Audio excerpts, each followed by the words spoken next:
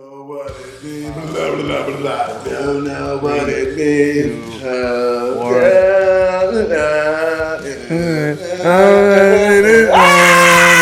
that's right. That's how we're starting this episode. That's how we started the episode, bro. The review. We need that soundbite, bro. We have to put that soundbite in. It has to be there.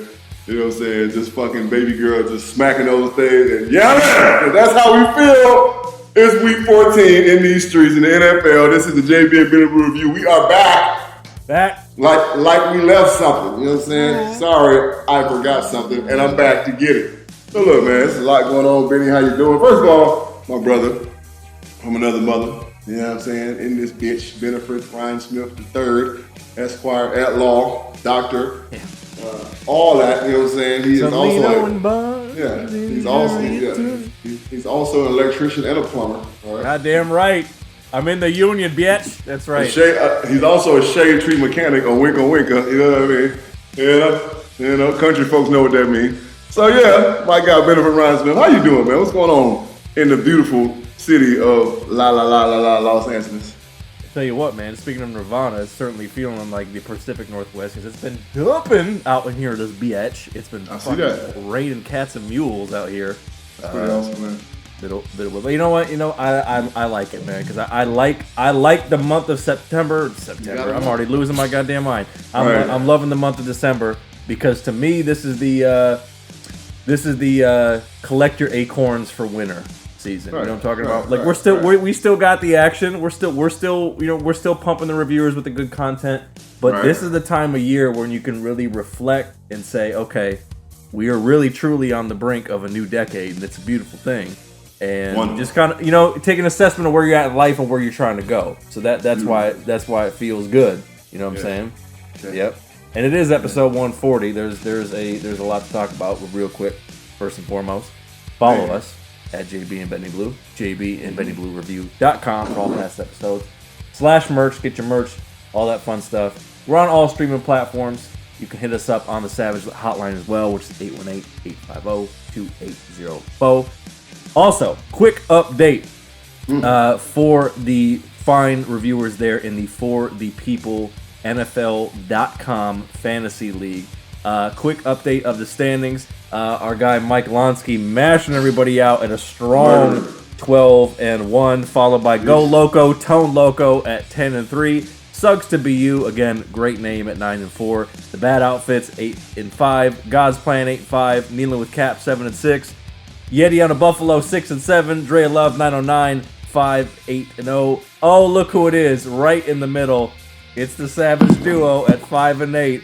And rounding out the bottom half, you got RKO to Nowhere, the People's Champ, Any Given Sunday, Helmet to Helmet, Fits Like a Glove, Monarchs, and Buy You Some Bitch. Shout out to the special boxing correspondent, Kevin Robinson, rounding out the very bottom, but damn it, he's still a winner in heart, you know what I'm saying, and in life, you know what I mean? Always. So that is the full standings here of the For the People NFL.com Fantasy League. JB, we always like to talk about current events. Apparently, friend of the podcast, future guest of the podcast, Brother Nature was getting tuned up, or he's just trying to get a slice of pepperoni. What the fuck is going on out here in the streets? So what kind of world is it where you try to get a slice and then you get a slice, you know what I'm saying, and you get sliced up. So I mean, we talked about in our panel production meeting, but I saw this morning, right? Because I'm a Twitter head. I'm a Twitter head. I'm in the Twitter sphere most of the day. I love it. I don't care. You know what I'm saying? It's a great place to be. Phenomenal place. So I saw a young lady post something, and it was the Kris Jenner meme when she picked up the gun, and everybody's and she said, "This is how I felt when I saw Brother Nature trending," and I was like, I'm wiping eye boogers out my eyes and shit. I'm just like, what the fuck is going on? So then me and Benny get on our production meeting, and Benny explains to me that Brother Nature got mashed out. And for those who are lame, don't know what the fuck mashed out means, he got his ass whooped in a pizza spot when he got jumped on. Right? Who the fuck does that to Brother Nature? Guys, you don't know who Brother Nature is. The viewers, you don't know who Brother Nature is. Brother Nature is that young man. I'm guessing he's of Hispanic descent. Mm-hmm. Keeps a low-cut haircut, like a dark Caesar, you know what I'm saying? Handsome young man. Right. But he loves animals, right? He's an animal lover. That's why we call him Brother Nature.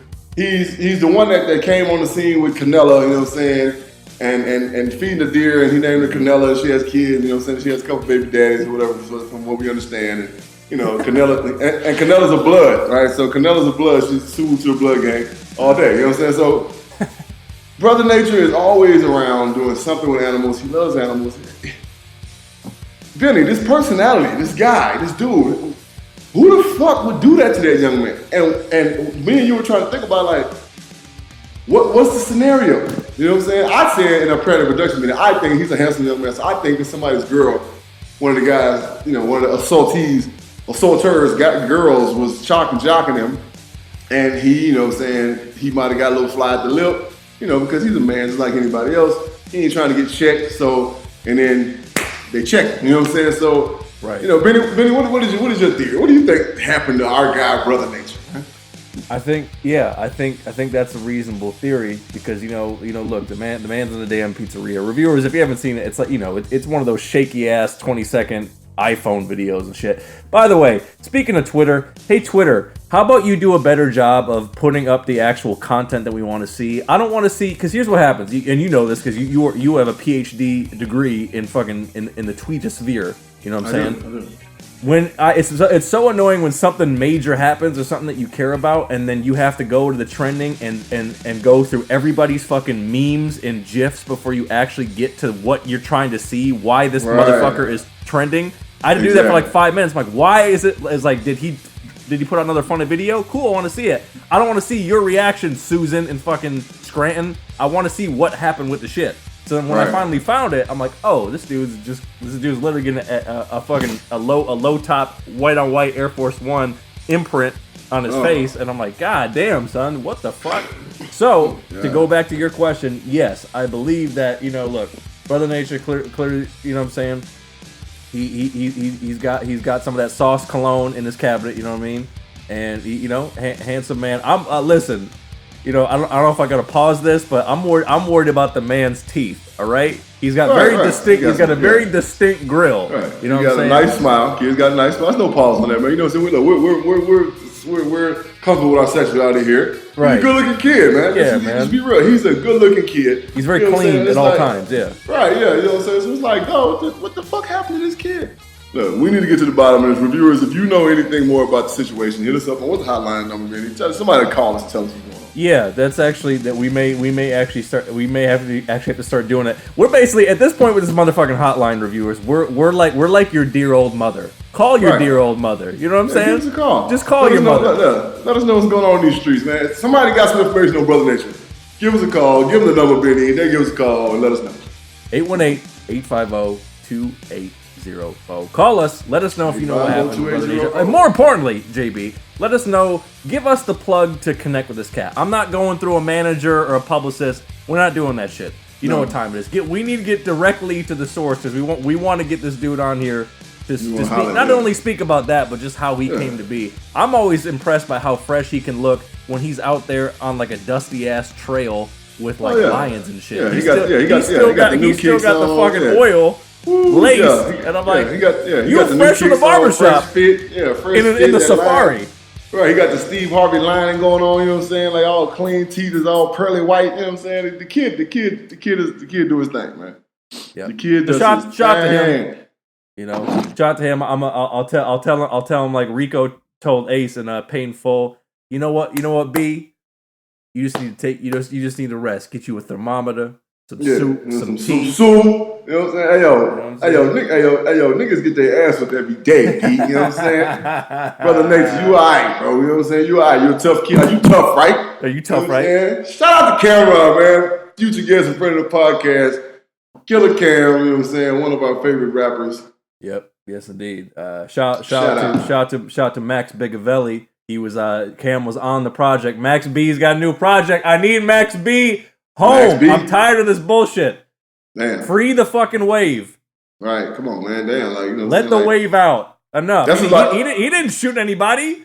It's all conspiracy. That's just like fucking C Murder and fucking Mac and No Limit. They've been in jail for like fucking the better half of my life. Like, you know that goddamn. You know what I'm saying? Like, I mean, you done paid your debt to society. Shit. Right. Goddamn. Let them boys out. Kim Kardashian, get on your job. Shit.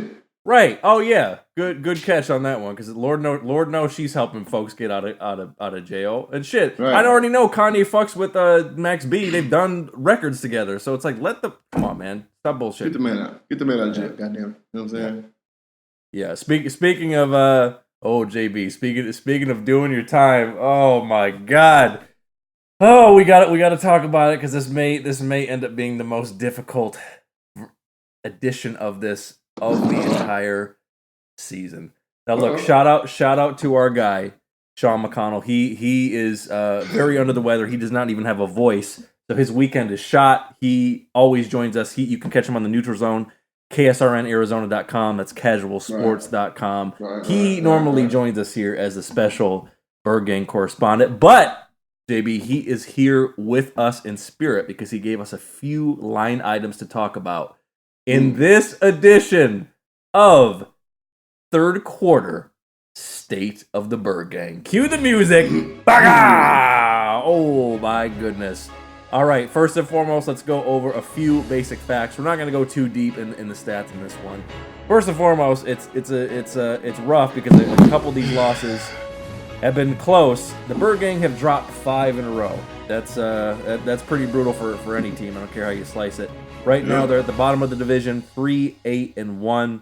Kyler Murray is at 2,866 passing yards. He's got 14 TDs, QBR of 60.8. He also leads the team in rushing yards. Fitz leads the team in receiving yards, 649. He's got 61 receptions and 3 TDs on the year.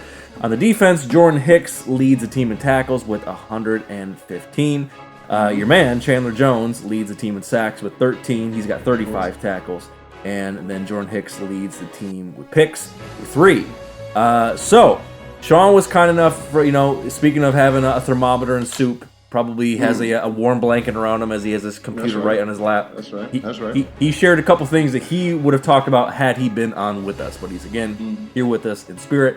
JB, Sean says defense is only going to be as good as a scheme and the personnel as it's used properly in that said scheme. Is that something that especially over these last 5 games? They're beating the drum for Vance, which we'll get to in a second, but in terms of the personnel and the scheme, shit, man, after these last 4 or 5 weeks, where are you at with this? Look, this is the thing, right? This is the thing about football. Right, reviewers out there don't know nothing about this game of football. You base your scheme, you base your football theory, how you play the game, how you coach the game, the things that you want to believe in on your personnel. Right? Now, you can't be so hard-headed as to say, well, I want to run this because this is what I've always ran, if you don't have the personnel to run it. All right? It's a recipe for disaster, and it never works. Okay? So, here's the problem. Well, why are we saying this? JB, why are you saying that? Why is Sean saying that? Vance Joseph is a aggressive defensive coordinator, right?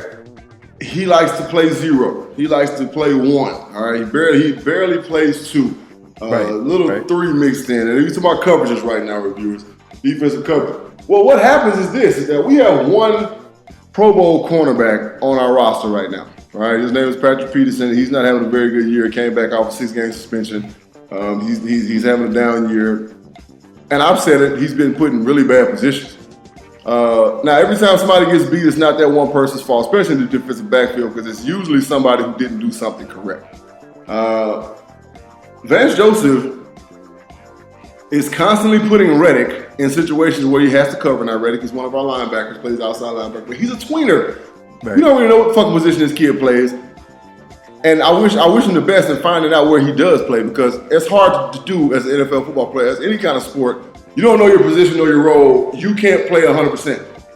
Hassan Reddick is not an outside linebacker. Yeah. He's not. He can't cover a tight end. He can't cover a back. Hell, he can't cover his damn self.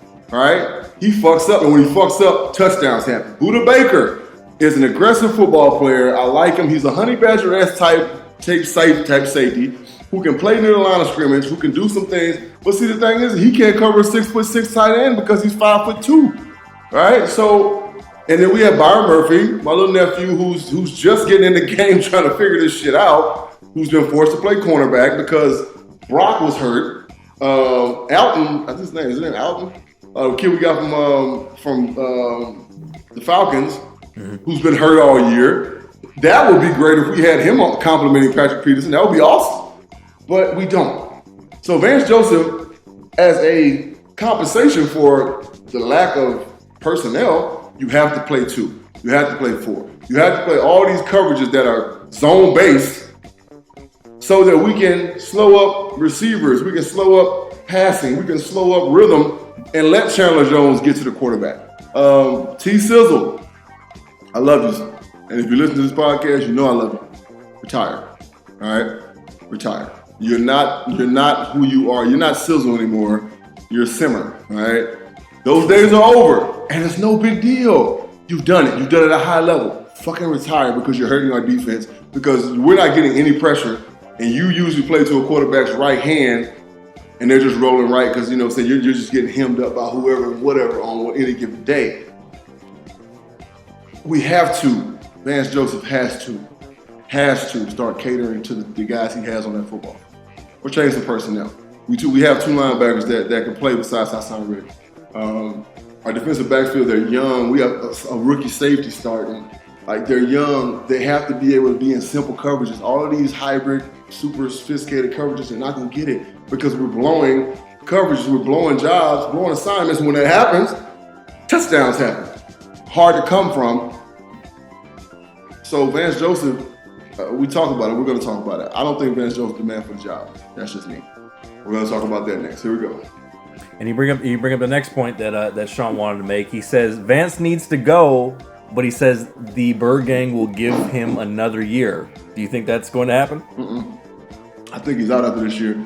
I think they want to be respectful. I mean, the year's already gone, and let him finish the year out. They're going to release him after the year. We're going to have to bring in a guy. We got to bring somebody in who's open to different shit. Riverboat Ron is a defensive coordinator. He's a defensive guy. Ron Rivera. I would love for Ron Rivera to be a defensive coordinator for us because I know that he's going to cater to his players. He's going to do what the players love. He's going to do what they want to do. And he's smart enough to understand that, hey, I can't put this guy in this position.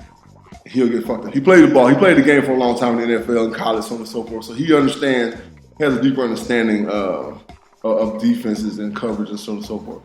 Vance is out of there. And if they don't, then they're just damn fools. Right. Okay. All right.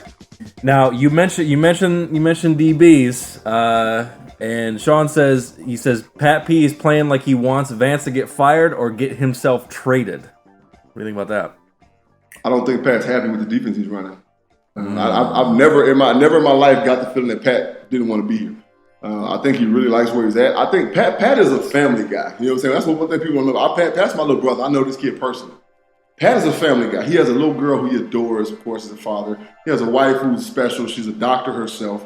She works here in the state of Arizona, in this city, as a doctor. Like, so Pat is in heaven. Pat is good. Pat don't want to go nowhere. But, I mean, he said it the other day, and some people got upset. He was like, guys were like, I guess a reporter asked him about him being upbeat.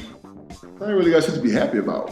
What the fuck you mean? Like, and it's not. It wasn't a knock on anybody. It's just the fact of the situation and what's going on. I wouldn't be happy either, Benny. Like, be real with you. I wouldn't be happy either if I had a fucking offensive coordinator who was a tackle killer who just continued to try to throw the ball all day, and we just getting our ass kicked, and we look like the fucking dumbasses in the situation. Like, Pat has been in the league. This is his 9th year in the NFL, right?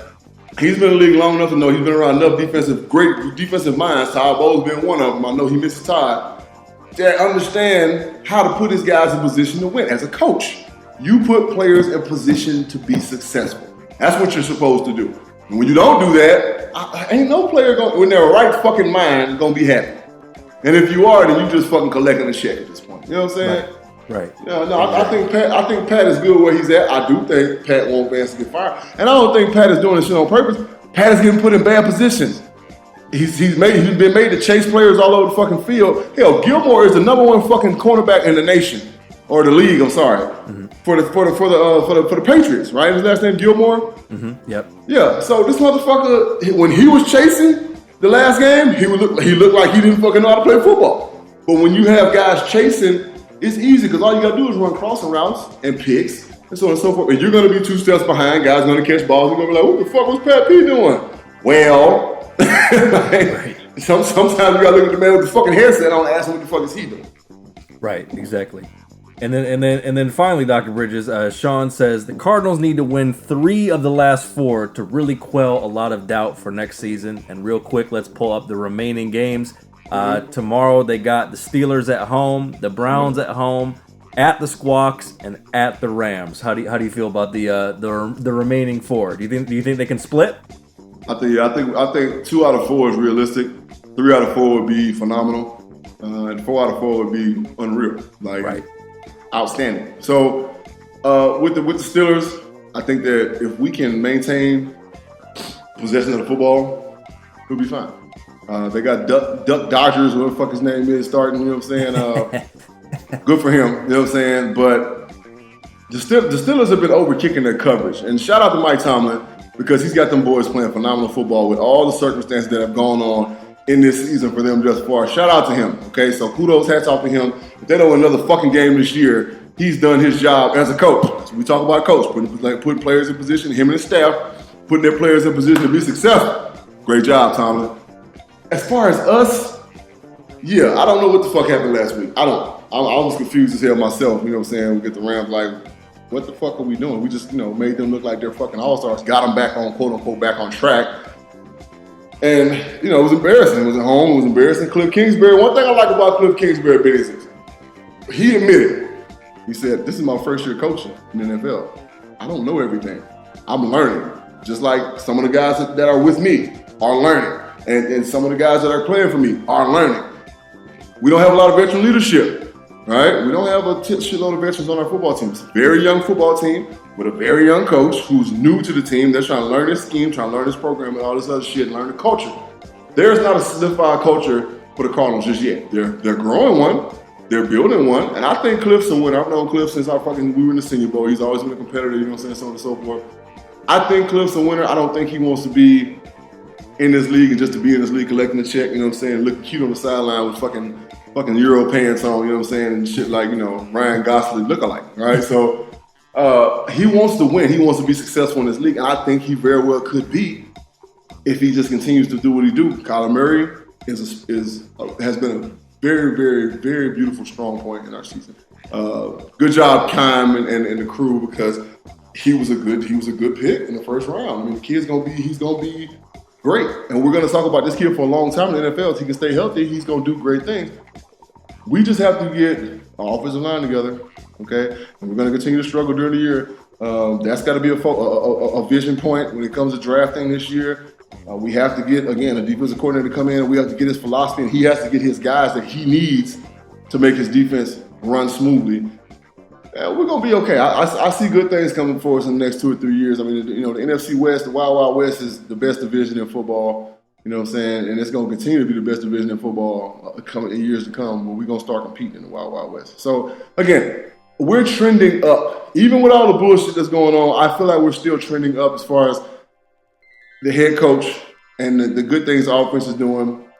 The defense is, again, to me, Vance is the problem. I'm sorry. And a couple key players, you know what I'm saying? Because Reddick and Buddha are just bad. All right, more so Reddick than Buddha. I feel like we had somebody, you know what I'm saying, a linebacker that could cover some tight ends that Buddha didn't have to take on that responsibility. We can bring Buddha off the edge a little bit and be sneaky and, him be the player that he's supposed to be. And I think we'll be okay. But with Buddha being that option to have to cover tight ends, and then Reddick, you know what I'm saying, covering fucking backs out the backfield, and it's just like the shit just ain't gonna get it, man. It really not. Like, and he fucks up in zone. That's the thing about Reddick. I watch this shit. We be in zone and Reddick fucks up. So it's like, kid, what are you doing? You know what I'm saying? Like, what are you doing? So yeah, a couple key pieces on defense that we got to sharpen them up. Vance got to go. I'm sorry, he got to get the fuck on. And then we got to seal up our offensive line. I think we got enough guys that can fucking run routes and catch balls. I feel like, I think our young tight end is gonna be good. I think Fitz is going to come back for one more year. I really do. I just feel like he's going to come back for one more year. I think he really feels incomplete about what's going on. I think Kenyon Drake is going to stay with us. They're stupid if they don't keep him. I think DJ is gone. He should be. I don't think he fits what we do anymore. He's just not. He don't have that shake. You know what I'm saying? He don't have that shake that Kenyon got. And then we got the young boy. What's the cat that got hurt? Chase Edmonds. We got Edmonds. So between Chase Edmonds and Kenyon Drake, those are the two running backs that we need. We might pick up another in the draft, one of these little scatback type cats. But with the young boy, I can never think of his name. Cabrera, what's his last name? The little fucker from like UMass. Andy Isabella. Is that? Yeah, Andy Isabella. Yeah. So little Isabella. I really think we should use him more. You know what I'm saying? You know, we're not using him the way we should, and we just got some things to iron out. But I feel like we okay. You know what I'm saying? I'm not. You know, last year with Wilkes, and it's kind of a catch-22 for me because I just felt like Wilkes as a head coach wasn't the guy. You know what I'm saying? Now I get it. You know what I'm saying? Like, oh, everybody's like, we should give him one more year. Me looking at Wilkes is too cool for school. That as a head coach, that was my knock with him. Mm-hmm.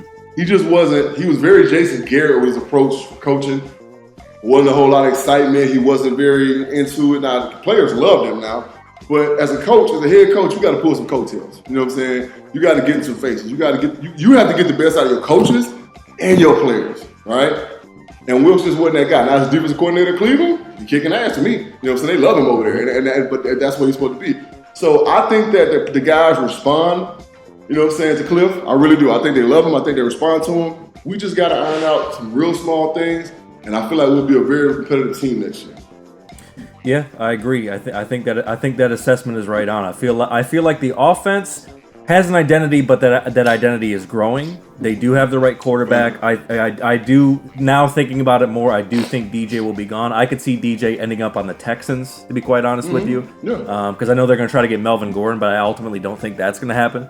And, you know, like you said, utilizing some of their playmakers, as you said, as we kind of talked about with the defense, to be able to fit the scheme based on the personnel, and getting more out of people like Andy Isabella, Christian Kirk, because obviously Fitz, if he does come back for one more year, I mean, you know, Look, all Fitz is a possession receiver. That's at this point, that's all he is. Exactly. Third down, get him to run to a spot and get him to stop and throw the ball. He'll catch it, keep the chains moving. But when we got Christian Kirk and we got Isabella, those are matchup problems, right? Those boys can run. So we get them matched up against linebackers and hell, even safeties, cash money. You know what I'm saying? So we gotta start putting these guys in position. All right, look, take a book from Andy Reid. Like, take a page out of Andy Reid's book. He moves Tariq Hill all over the field, right? And even if he don't throw him the damn ball, Tariq Hill got 4 eyes on him at all times. Right? And somebody else is making that play. So you gotta do it like that. But, you know, again, Cliff Kingsbury is learning. I really think he needs somebody to come in offensive minded, or the guy that he has with him, the one that looked like fucking John Gruden, who's with him, basically his heir apparent. They gotta really just hone down and get in there in the offseason and like break that shit down to fucking the millimeters and make sure that offense is to a T, and then get everybody on board. I feel like we're gonna be very competitive next year. Yeah, man. Only one way to go but up. So reviewers, that's it for third quarter State of the Birdgang. When we come back, we are getting towards some playoff implication football in these motherfucking NFL streets. So stick around for that after this special advertisement announcement. Fuck the Cowboys. Yeah, exactly. Oh, we're going to get to that, sir. Oh, you've been listening to the JB and Benny Blue Review podcast. We'll be right back, bitches. Yeah. 5, 4, 3, 2, 1. Reviewers, we are back.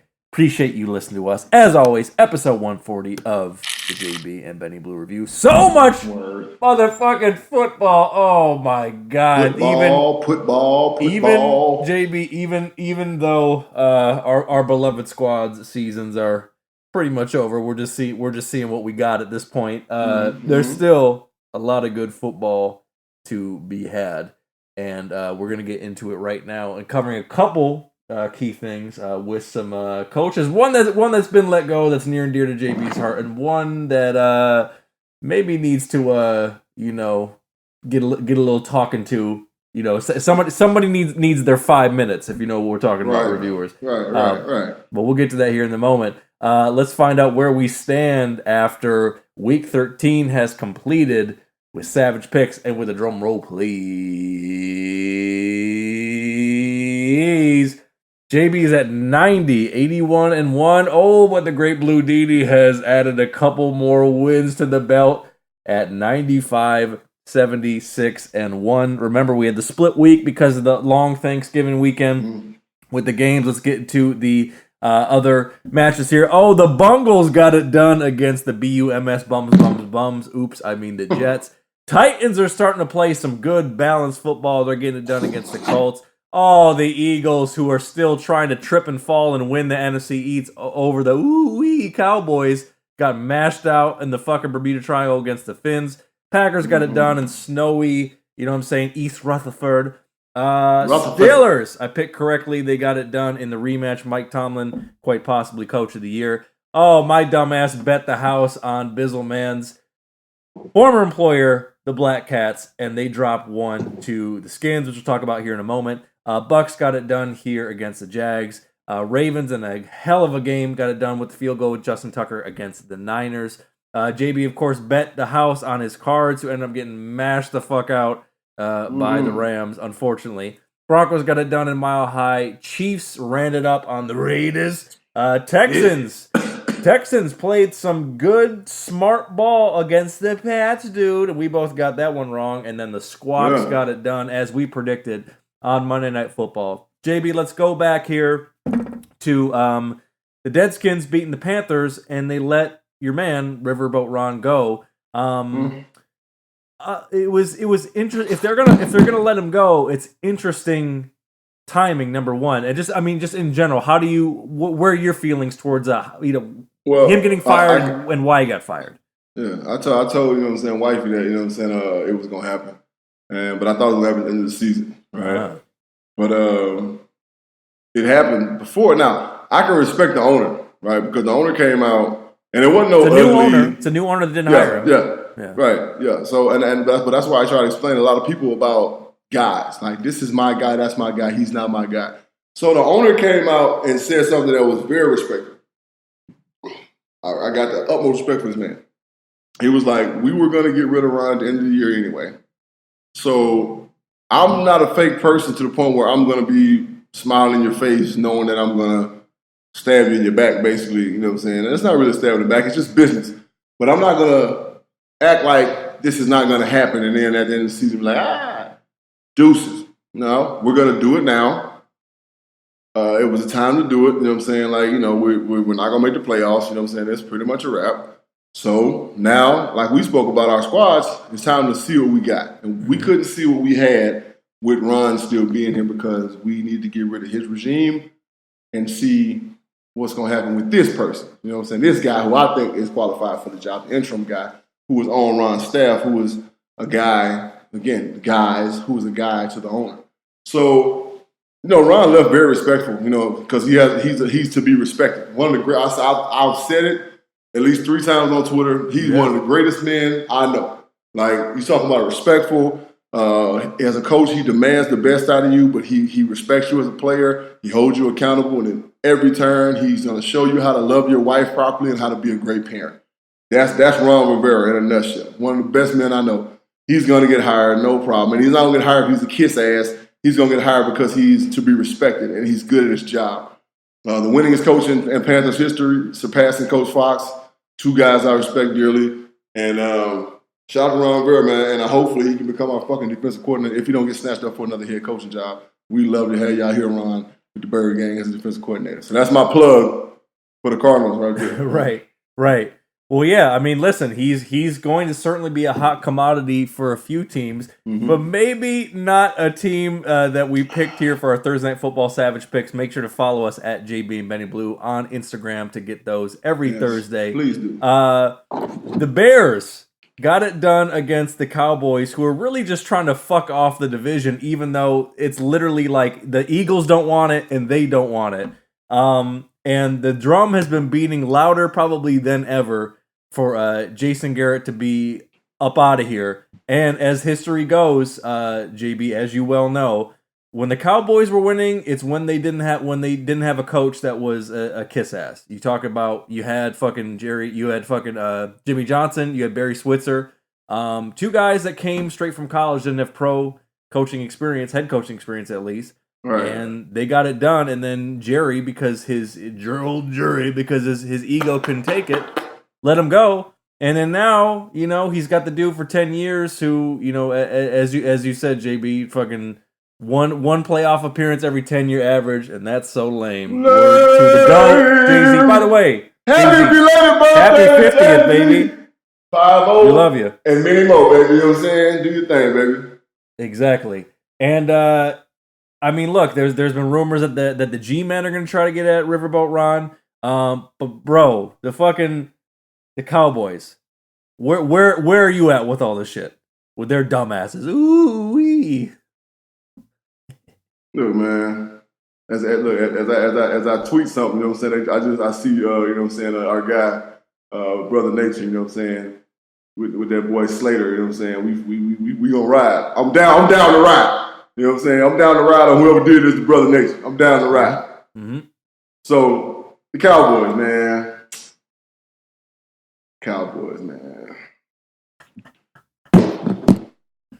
Look, they're lost. And I mean that literally, figuratively, all that. They're lost. Jason Garrett has no control over that football team anymore.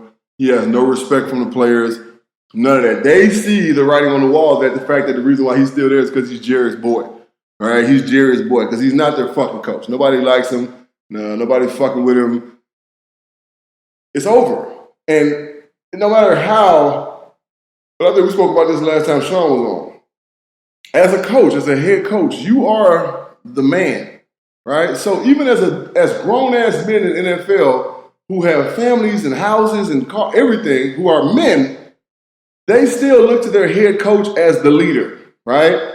As the voice of reason, as the calming when everything is chaotic. They look to this guy or girl, you know what I'm saying, in this world we live in. So they look to this person to be the guy, the one that they can say, okay, we're going to draw strength from this person. You can't draw strength from Jason Garrett when he's just fucking clapping his hands and he's standing there looking all retarded, you know what I'm saying, and playing with his headset. And the dude is lost. He's gone. The only thing I can see Jason Garrett being in this league, and I'm just being completely honest with you guys, is a quarterback coach, and that's it. Yeah. Right? Yeah. That's all I can see him being as a quarterback coach. He's not offensive coordinator. He's not that type of guy, but he is a quarterback coach, and that's all he is. And look, we spoke about it as like with McCoy, right? With McCoy got fired. You know what I'm saying? We spoke about it with McCoy when he was over here as offensive coordinator with the Cardinals. He got fired last year. Hey, he's not offensive coordinator. He's a great quarterback coach, though. And sometimes we just are who we are. Jason Garrett has lost the Cowboys. Jerry Jones, old ass, needs to just say, you know what? Get the fuck. Look, they asked a question on ESPN. If Garrett got fired today, would it be an immediate impact? Would it be changed immediately? Hell yes, it would. All right? They'll be running around singing Hi-Ho, the Witch is Dead. You know what I'm saying? Like on the motherfucking Wizard of Oz type shit. Straight up. Like, and you will see a different Cowboy football team if they fire this motherfucker because he's at this point, the motherfucker is a spreading cancer to that football team. Mm-hmm. Mm-hmm. Yeah, exactly. And look, reviewers, we're not going to do any hypotheticals about who we think is going to coach them, where Riverboat Ron's going to go. There's plenty of time for that. Because damn it, we got to keep it pushing to the future right now with motherfucking Week 14 Savage Picks. Cue the music. Pow, pow, pow, pow, pow. Brow. Starting right off the bat. Oh, it's the Riverboat Ron-less Black Cats going down to the old fucking Dirty Bird Shack, the Falcons. The Panthers are 5-7, so probably on the outside looking at this point. They're giving the line as 3.5 to the Falcons at home. And then injury report on this one. Let's see. What do we got? Who is out on this one? Holy shit. You got Greg Little is out. Greg Olsen is out. And then questionable, you got Mario Addison and Garrett McChin. And then for the Falcons, you got James Carpenter and Ty Sembralio out on the line. Who do you got? Panthers at Falcons. The fact that, and again, this is no knock on there, right? But the fact that the Panthers are under a new management, there's gonna be a spark of life, right? This is how it happened, right? And I think the fact that it happened the way it happened with the Panthers, how everything was very cordial and very respectful, And I think the players are going to be like, you know what? We're the same players that were here when Robin Bear was here. And we're going to show you that we're better than the product we put on the field up until the point where Ron got fired. I'm going with Cat Scratch Fever down there in the big Maybach in Atlanta. You know what I'm saying? By the way, go Tigers. Now, go is spelled Gaugeaux, all right? Yeah. Go Tigers. Yeah, right. Go Tigers. I'm picking the Black Cats as well. Spark of life. You know, they want. I'm sure that they want to finish respectably, even if they may, you know, end up being 8-8 on the outside looking in. They know that they have the talent to be a very good team.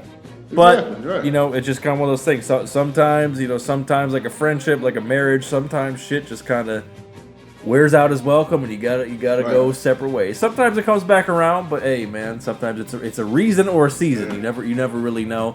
And maybe the Black Cats can get a spark and show potential coaching candidates that they're just new leadership away from becoming a contending team again. So I'm taking the Black Cats as well. Oh man, this one is gonna be interesting. Quote the Raven nevermore. It's the Ravens flying into the Bills Mafia, and the line is 6 for the Ravens on the road. AccuView weather, as JB likes to look at, looks like 44 All right, degrees. AccuView weather. We got 44 degrees. We got partly cloudy skies. All right, so it's gonna be a nice day in Buffalo, New York. All right, a beautiful weather, beautiful fall/winter day. And here's the key, Benny.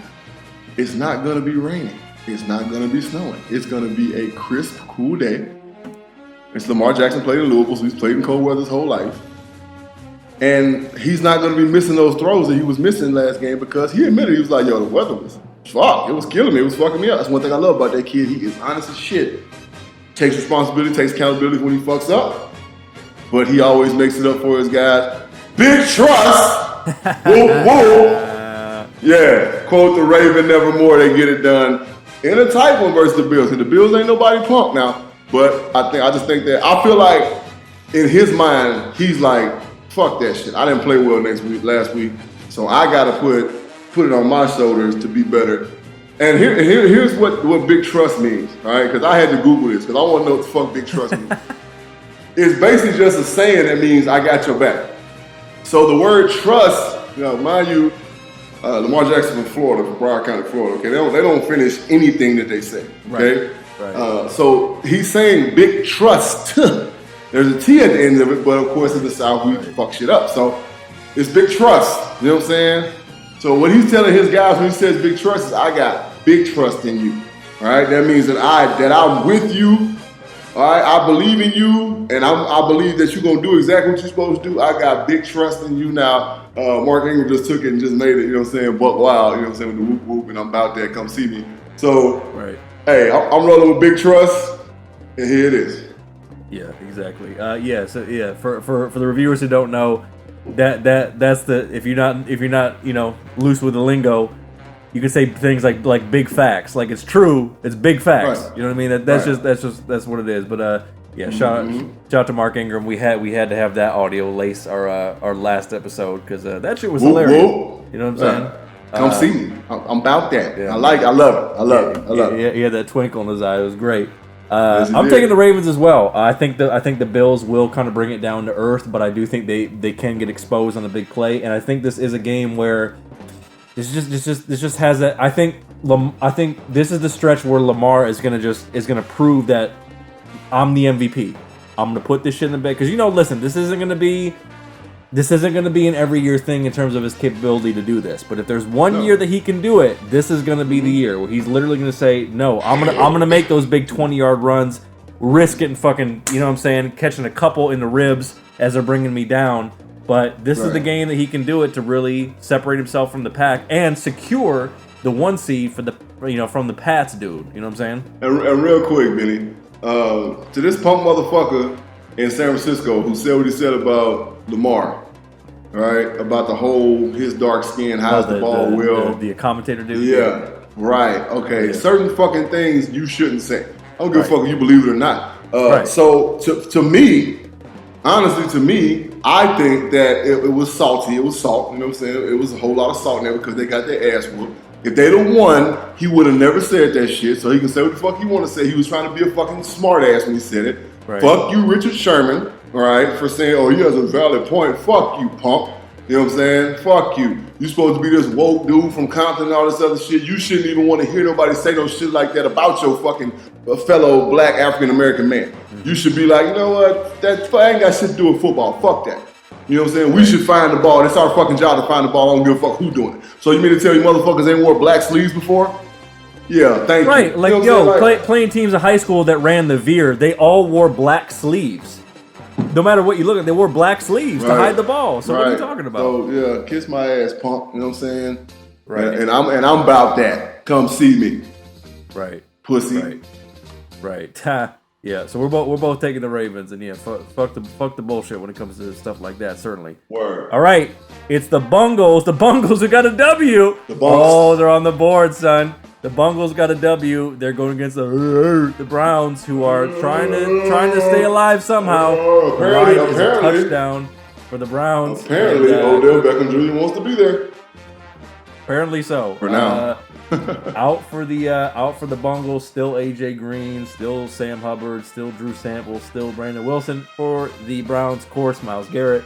And then you got Robert Jackson, and they got a bunch of other cats banged up. So JB, did the Bengals start to get some winning ways against the up and down Brownies? No, Cleveland's gonna beat them, and Cleveland's gonna beat them just because it's enough to keep people still talking about Cleveland. Like, see, Cleveland, they're still right there. They're still right there. Even though Cleveland ain't right there, they're gonna get the win against the Bengals, who had. Well, they played out of body. Who they played last week? They played. Damn, who they played the Steelers last week? No, not the Bengals. Oh, the Bengals. The Bengals beat the Jets. That's right. They beat the Jets. Okay. Yeah. Hey, congratulations. Okay. So yeah, I think the Brownies get it done at home. If they were playing in Cincinnati, probably would pick the Bengals. You rich. But I think the fact that they're playing in Cleveland, they get it done. Yeah, I agree. Browns, again, they're gonna, we already know the kind of season. They're probably gonna go 8-8. They're gonna be, beating up on some of these bad teams when they have to rise to the occasion. Right. They may not be able to do it, so I do think they are gonna beat the Bungles as well. All right, it's the Deadskins going to the big fondue bowl of cheese. Packland. The Go Pack Go. The line is 12.5 for the Packers. I'm not even doing injuries on this. JB, do the Skins who stunned the Panthers, do they trip and fall into a W at Lambeau? No. The rich keep getting richer. The Packers get a 10th win. They'll be 10-3 with complete control over that division. And the Redskins fall to fucking 3-10 and whatever the fuck. So it's Lambeau Field. It's going to be a beautiful winter day. AccuView weather says 39 degrees and cloudy. When it's like that, you might get some snow. It don't say it, but you can always bet on that around this time of year. So you might get a little snow. Dwayne Haskins is still not that dude. I don't give a damn if this is rookie year or not. He's just not that dude. He's never going to be that dude. And that's just that. He's an Ohio State quarterback. That's just what they do. So, yeah, Aaron Rodgers gets money. You know what I'm saying? All his playmakers get money. The defense is going to pick up this kid. They're going to have him for lunch. And it's going to be a nice boring win in Green Bay. Yeah, certainly not a very watchable game. I'm taking the Packers as well. They need to do more to separate themselves from the Vikings because the Vikings are hot in their tails for the actual division. Speaking of which, it's my Kitties going into the old fucking glass house. Shout out to fucking groundskeeper Willie. Vikings are 5-0, and the line is 13. Jesus Christ, for the Vikings at home. Going over the injuries here. Let's see what we got in this motherfucker. All right, so Stafford's still out. Deshaun Hand's still out. Got a bunch of other cats banged up. And then for the Vikings, Thielen and Riley Reif are banged up. So they're going to start third string, undrafted from Purdue, David Blau. I mean, listen, he was actually playing some decent ball against the Bears. JB, I'm not expecting you to pick my Kitties, but what's your thoughts on this game? To be honest with you, around this time of year, if y'all had Stafford, I'd have picked y'all. Like real shit. Because Stafford, I know how you do it. You know what I'm saying? Stafford can put that ball where he needs to put it, and then, the jankification that y'all guys, that y'all bring. You know what I'm saying? The Vikings it's still something there that makes me doubt them. Right. So Cooks is playing? Yeah, yep. He's in. Good. That's good for my fantasy. So yeah, it's just still something there that it's just something that makes me doubt them. It makes me doubt them. So if Stafford was playing for y'all, I would be like, the jankification is gonna take over. Y'all was gonna beat it by like 3 points by a field goal. Cardiac Keys get the win. But Stafford not playing, y'all don't stand a chance. They're gonna, in the words of A$AP Rocky on the Pups album, you know what I'm saying? Shout out to the A$AP mob, you know what I'm saying? Our friends at the podcast, our homeboys. Where I'm from, you lunch, you food. All right, that's what Blau's gonna be for that defensive line for the Purple People Eaters of the Vikings at home. Hey, that's rough, man. That's rough to go into Vikings instead of Vikings home in Minnesota in December and with playoff implications. Hey, it's rough. All right, and this kid, I don't know, he ain't with it. If Stafford was there, I'd be like, yeah, y'all gonna stick around and get this one, but he can't do it, bro. Yeah, I mean, look, if I would be picking the kitties, and then I go around the corner, bag. Look, right? Give me 1,000 on the Vikings, all right? Give me 1,000 on the Vikings. Yes. We're playing. We got damn near XFL players on our team now due to the magnet. We've been without a number one running back. Listen. Like, Lions PR, stop saying this whole, Stafford, he practiced Tuesday, but just shut him down for the season. Like, this dude's done enough for us. Shut him down for the season. Come on. Stop. I knew he wasn't coming back when he got hurt. I was like, Stafford's gonna be done for the year. He's out there. Yeah, just shut him down. He doesn't. If we were still in the thick of it, then you got to give him a couple weeks off and let's find a way. But Blau impressed me. I mean, he showed some real moxie. He was making some good throws. I mean, the Vikings are going to throw some shit at him to confuse him. So look, they could, if the Vikings have trouble getting shit going, then this could be a too close for comfort game, and maybe somehow, some way they trip and fall into a W. But of course, picking the kiddies. But hey, man, it's gonna be a battle for sure. All right, speaking of a battle, man, another good one in the NFC. It's the Niners going down to the Big Gumbo Bowl, baby, against the Saints. 2-10-2 teams. The line is 2 points for the New Orleans Saints at home. And then the motherfucking injury report. Oh, my God. What do we got here? Oh, there it is. All right, so we got several cats banged up, most notably here for the Niners. You got Marquise Goodwin, Dante Pettis, and Joe Staley. Out for the Saints is Kiko Alonso, AJ Klein, Zach Line running back. They got a bunch of cats banged up. Niners at Saints. What you thinking, sir? Here is the game where Alvin Kamara says, "Allow me to reintroduce myself. My name is Alvin." All right, he hasn't been playing well the last few weeks. He's come back from injury. Been kind of quiet, just getting just numbers, just numbers, not even like numbers, just numbers, just playing. He is going to have a big game, all right? Drew Brees is going to come out and doing what Drew Brees does, all right? They are going to set the tone because they are going to run the football. I know how my guy thinks over there. The head coach, what's his last name? Peyton. He's I like him. You know what I'm saying? He's a mean son of a bitch. Like, you know what I'm saying? When it comes to, they say a team takes on the attitude and the personality of their coach. Well, the Saints have taken on the attitude and the personality of Peyton because he's a mean motherfucker. You know what I'm saying? When it comes to competing. And yeah, the Saints. I mean, here's another place. You don't want to play at in December, bro. You just don't. It ain't got nothing to do with the weather. Shit, the bourbon is just a little bit stronger in December. You know what I'm saying? And the Saints is going to do the damn thing. I'm waiting, and I've been waiting. And I'm still waiting. I'm waiting on the fucking 49ers to fall off that ledge.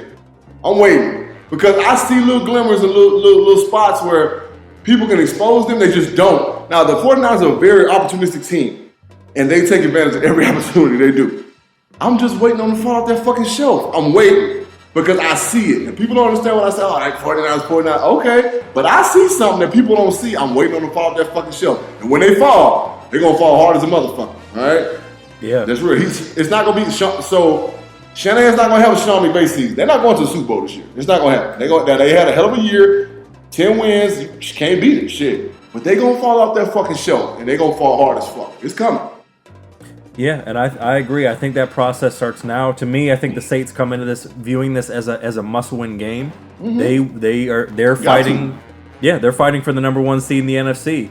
And playoff football for them starts now, like it does for a lot of the good, sound organizations in the league. And yeah, man, Alvin Kamara getting loose. I expect some big things. I expect some big things from Michael Thomas. Exposing some of the scheme.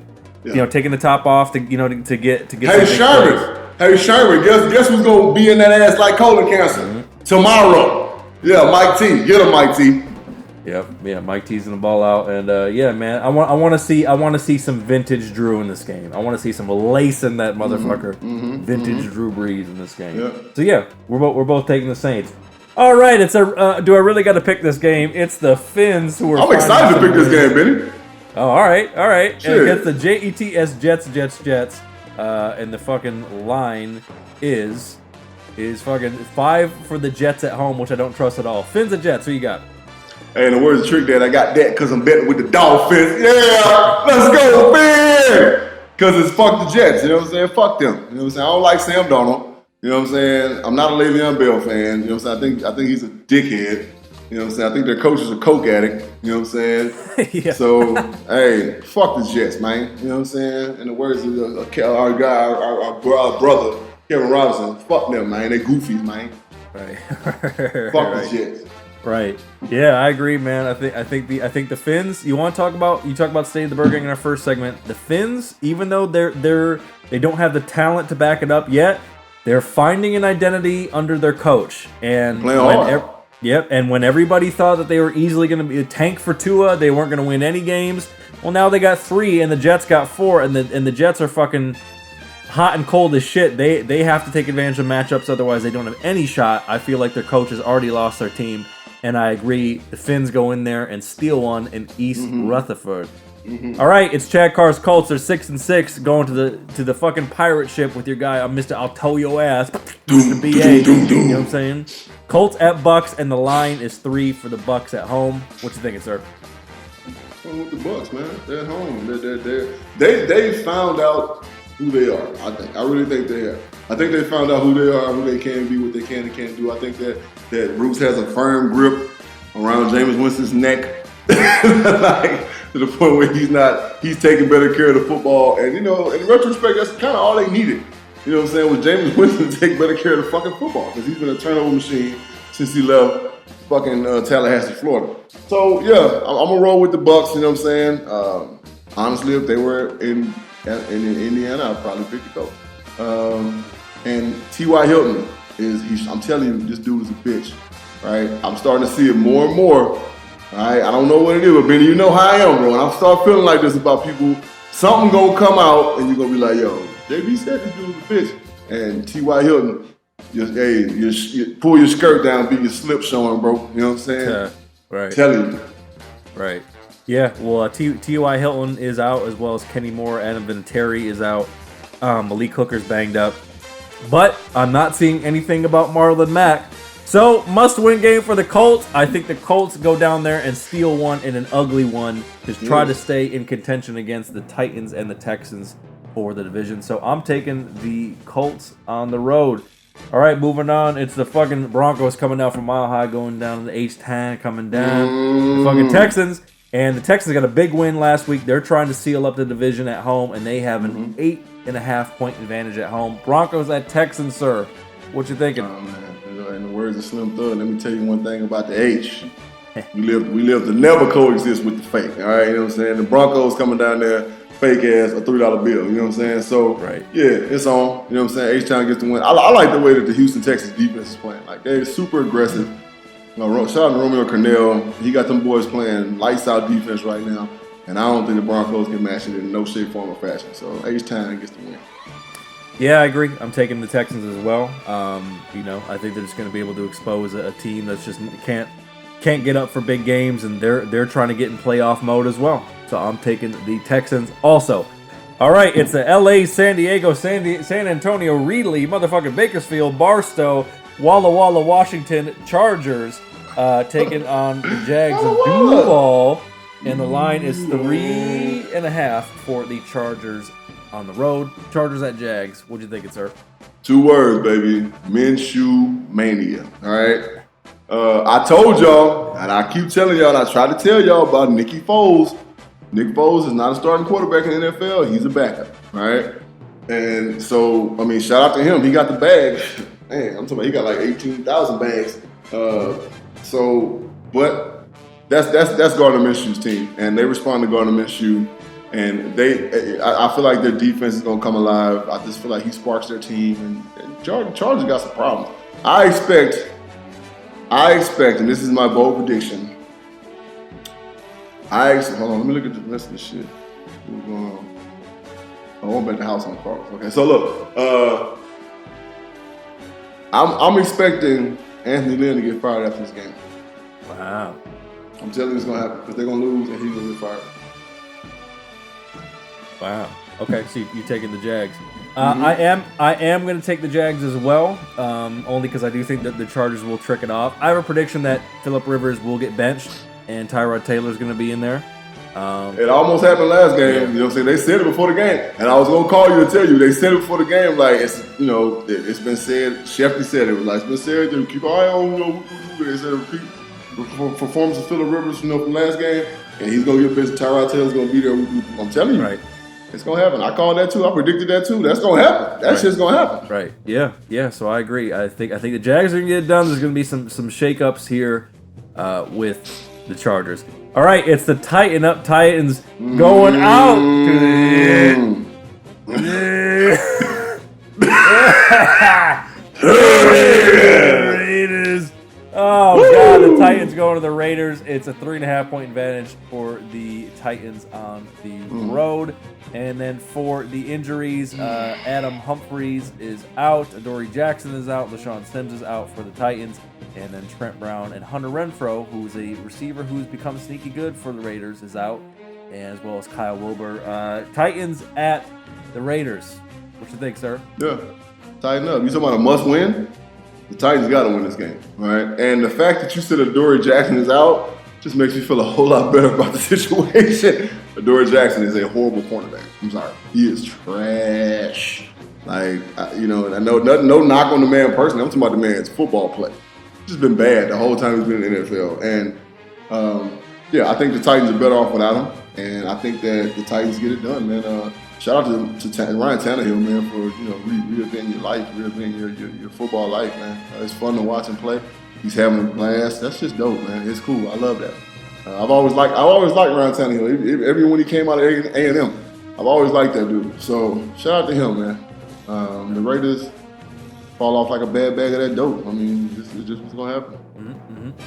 Yeah, man. I mean, and it's crazy because the Raiders are 5-1 at home, and it's a must-win for them. They're 6-6. It's a must-win for them, and it's one of the last games at the Black Hole. But I don't even think that's enough to get past the Titans, who are just so sound, across the board, and they believe. And then you bring up Ryan Tannehill. To me, this is the key difference in the game, JB. The Titans believe in Ryan Tannehill.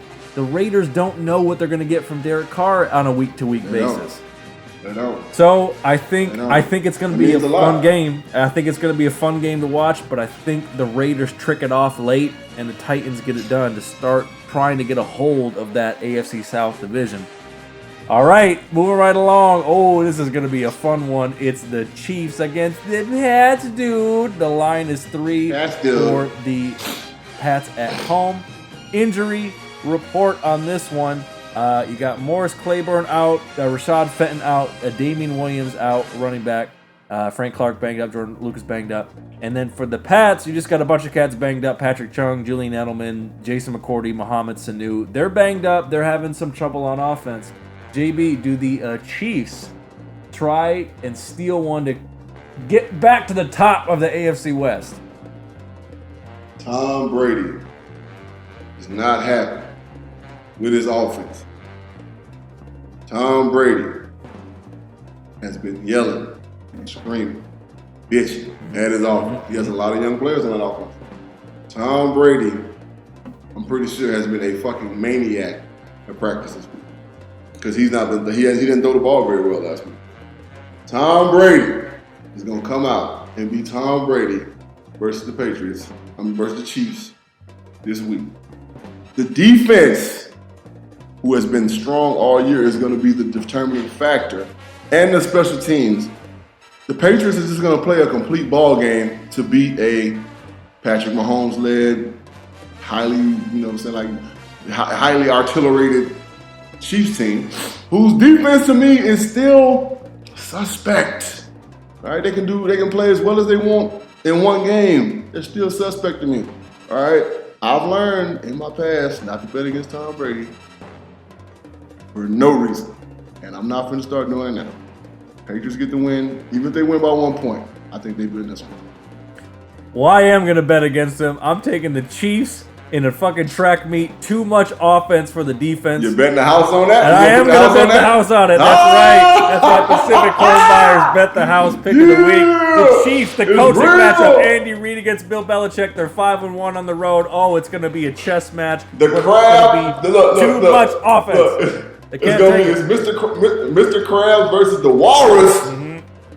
That's right. Beautiful. The Chiefs get it done. Too much uncertainty on offense. They can't get enough going on the running game. And who can he trust for a big play? Oh, the Pats. You want to talk about getting exposed? Yes, they have championship pedigree. They're not going to fall off a cliff, but damn it, they are going to show some holes. And it starts in this game. I'm taking the Chiefs.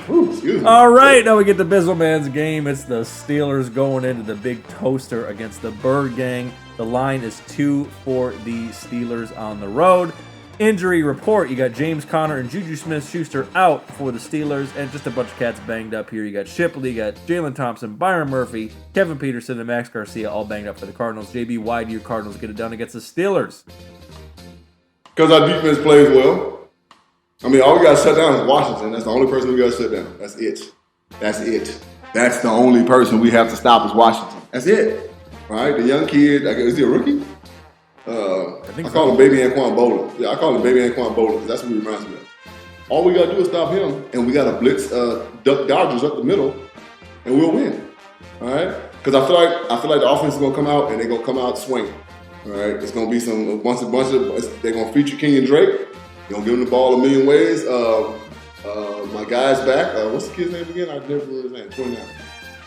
For who? 29 for us, Cardinals. Oh. Edmonds. Yeah, so Edmonds is back. He could have played last week. He just didn't.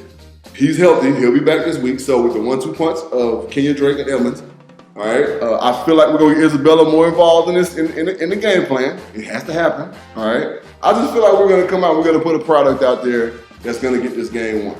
All right. I feel like, and I feel like it's kind of personal. All right. Anytime we play the Steelers, all right, it's kind of personal. All right. You go back a few years back, you know, so they stole a Super Bowl from the Cardinals because it wasn't a catch, ladies and gentlemen. Don't make me pull a picture up. All right. So yeah, Birdgang gets it done, man, in a close one. Listen, I think the offense is certainly going to... And bet the house on that. Oh, all right. Shit. Pacific Home Buyers bet the house pick of the week. All right, very good. Yeah. Look, I think the Cardinals are going to put a fun and productive offensive product on the field. I just think the defense is going to let down late, and they're going to get burned on some shit with some of the guys who can't, who can't make plays in space and can't cover. And I do think the Steelers are going to steal one. But the Steelers are just so goddamn sound with what they've been dealing with. Their number one receiver is gone. They're down to fucking Duck Hodges, fucking hitting the fucking duck call, pulling him out of the fucking stands to play quarterback. Dodgers. Duck Dodgers. And I think only because your defense, I think the Steelers are going to steal one in a sneaky good game. All right, it's the what's the name of this team, Mr. Bridges?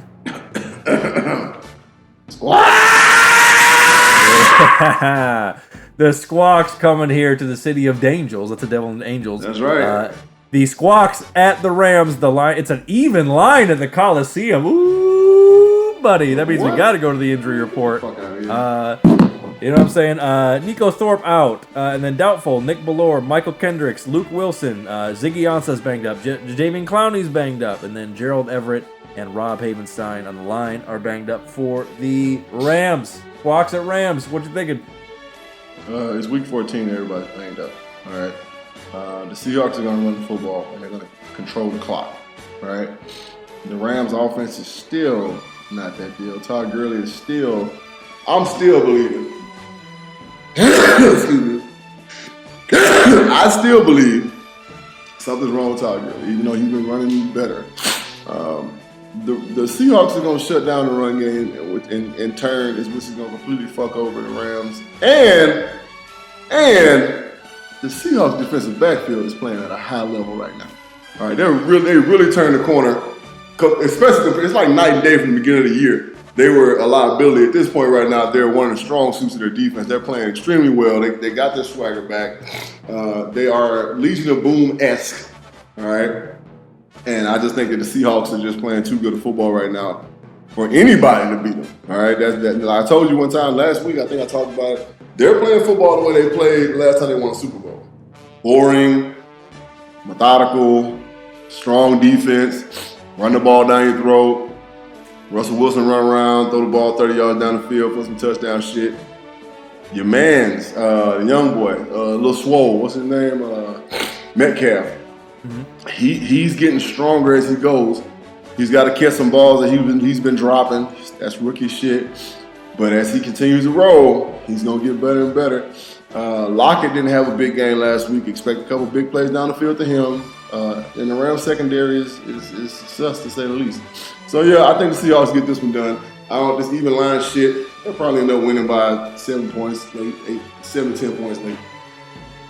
Yeah, I agree. I'm taking the Squawks as well. It's playoff football for them, and they know they have a shot to take the division, especially, as you say, if the Niners, start getting exposed, they can they're certainly the Niners are new to that life, and the Seahawks have been there before, so they have the power and the ability to overtake the division if they keep rattling off wins and the Niners possibly trick one off this week.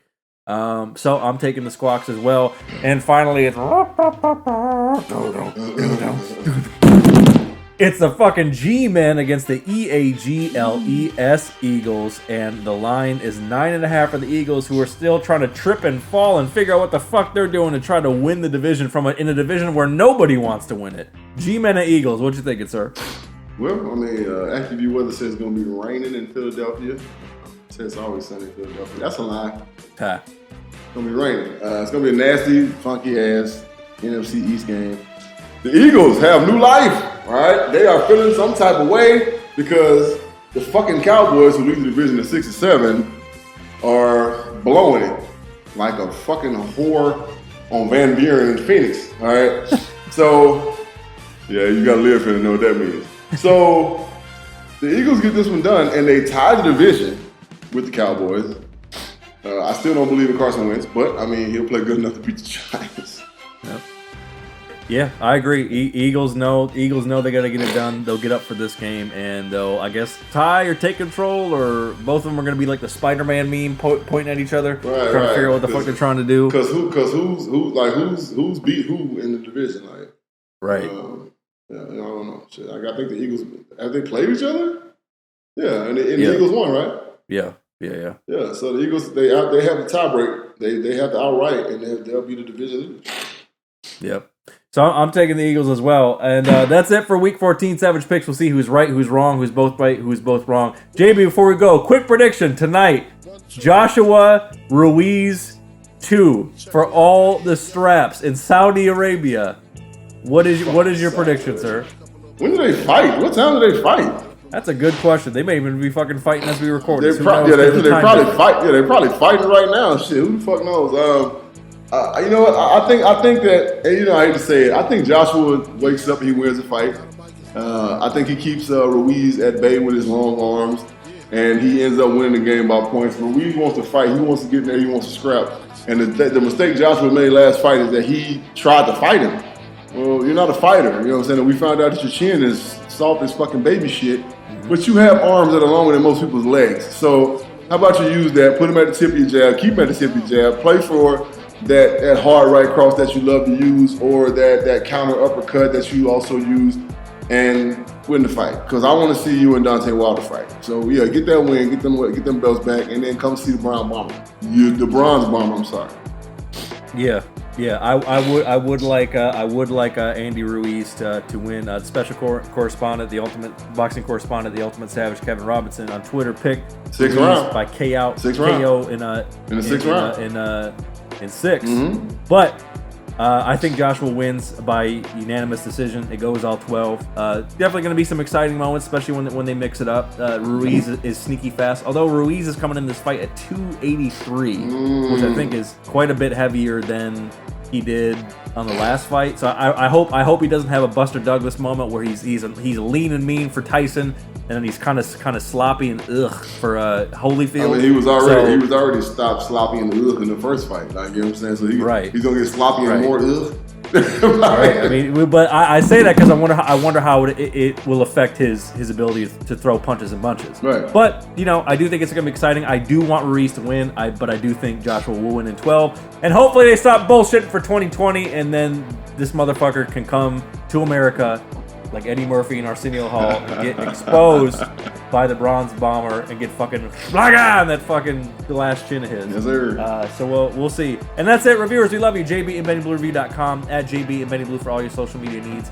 Hit us up on the email, JB&BennyBlueReview@gmail.com. Savage Hotline, 818-850-2804. We're on all streaming platforms. Subscribe, 5-star rate us, all that good shit. Buy some merch. Go kiss your grandma. Do what you gotta do. Go watch the football. Go watch the boxing. We love you. And until next time, we are out. Peace. Holler.